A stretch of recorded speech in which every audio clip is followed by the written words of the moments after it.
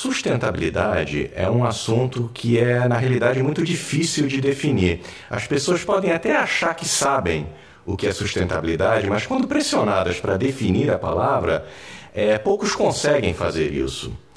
Vamos começar, então, a falar um pouco sobre sustentabilidade, definindo o que ela não é. Sustentabilidade não é reciclar, não é plantar árvores. Quando falamos sobre sustentabilidade, estamos, na realidade, falando sobre um novo modelo econômico, no qual o futuro vale tanto quanto o presente.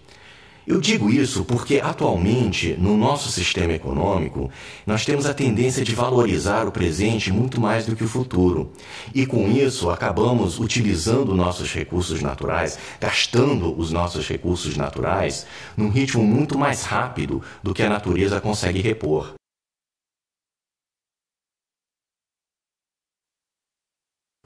A melhor definição de sustentabilidade é a capacidade de se manter indefinidamente. Então, uma sociedade, uma empresa, só é sustentável quando consegue progredir e se desenvolver sem exaurir os recursos naturais dos quais depende, como a água, como o solo e os recursos energéticos. Por isso que uma empresa de petróleo, por definição, não pode ser sustentável. Isso porque um dia o petróleo vai acabar. E hoje nossa sociedade não é sustentável porque usamos os nossos recursos naturais como se fossem inesgotáveis. E se continuarmos nesse ritmo, em breve enfrentaremos uma terrível crise de escassez de recursos.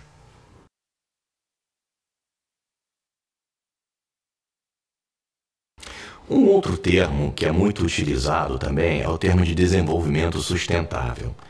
Vamos começar também desmistificando uma coisa sobre esse termo. Primeiro, vamos quebrar em duas partes.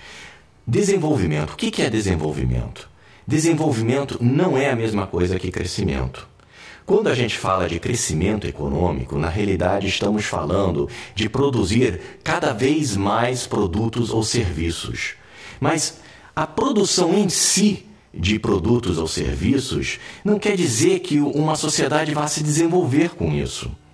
Quando a gente fala de desenvolvimento, na realidade a gente está falando de melhoria do bem-estar da sociedade em geral. Nós queremos aumentar o bem-estar das pessoas. E para aumentar esse bem-estar, elas não precisam necessariamente ter mais coisas, ter mais serviços. Isso é uma grande falácia, um grande erro que os nossos governantes muitas vezes usam. Eles equacionam um termo crescimento com desenvolvimento, quando na realidade uma coisa não tem nada a ver com a outra.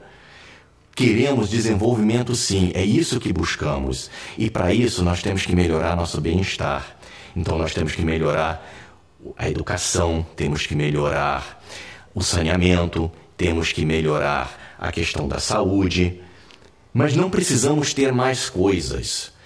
Então, o desenvolvimento sustentável é a capacidade de aumentar o bem-estar da sociedade hoje sem comprometer o bem-estar da sociedade amanhã.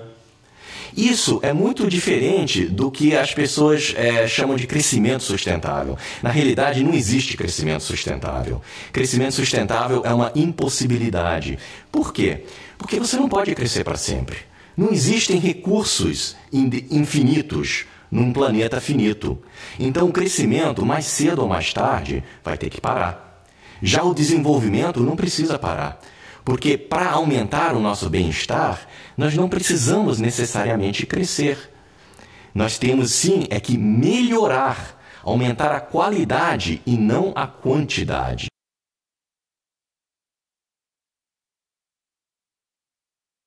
Por que hoje se fala tanto sobre sustentabilidade? Por que esse assunto de repente virou moda? Porque acho que a humanidade está finalmente percebendo que o nosso uso dos nossos recursos naturais hoje está muito acima do limite do nosso planeta de repor. Então, nós estamos literalmente num carro que está acelerando rumo a um precipício. E nós precisamos parar esse carro ou desviar o rumo desse carro o mais rápido possível. Infelizmente, muitas empresas e muitas sociedades, inclusive, ainda não perceberam o problema, a magnitude do problema, a gravidade do problema. Nós estamos, na realidade, numa época ímpar da nossa história. Porque as decisões que tomamos hoje, com relação ao uso dos nossos recursos naturais, com relação à sociedade que nós queremos deixar para os nossos filhos e para os nossos netos, essas decisões que tomamos hoje são vitais para a própria sobrevivência da nossa civilização. Se não tomarmos as decisões corretas agora, e se não começarmos a agir agora, daqui a 2, 3, 5 anos, as decisões terão que ser muito mais difíceis. Nós teremos que tomar decisões muito mais duras, em termos, inclusive, de quem nós vamos excluir de uma sociedade futura, porque simplesmente não vamos ter recursos suficientes para mantermos todos com o mesmo padrão de vida que todos nós almejamos.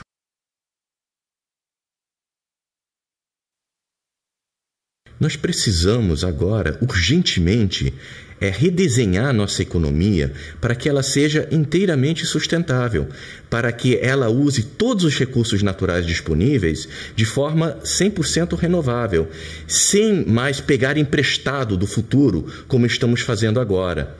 E nós não temos mais tempo para esperar para começar a mudar. Estamos como se estivéssemos dentro de um carro acelerando em direção a um precipício. E precisamos parar ou mudar de direção agora, porque este já não é mais um problema só de gerações futuras. Hoje, quem tem 40 anos tem expectativa de viver pelo menos mais 40 anos. Então, no ano 2050, ou seja, daqui a 40 anos, nós já estaremos num mundo muito diferente do de hoje. Um mundo cheio de secas, tempestades, grandes áreas do planeta virando deserto. Então, nós não temos mais o direito de errar.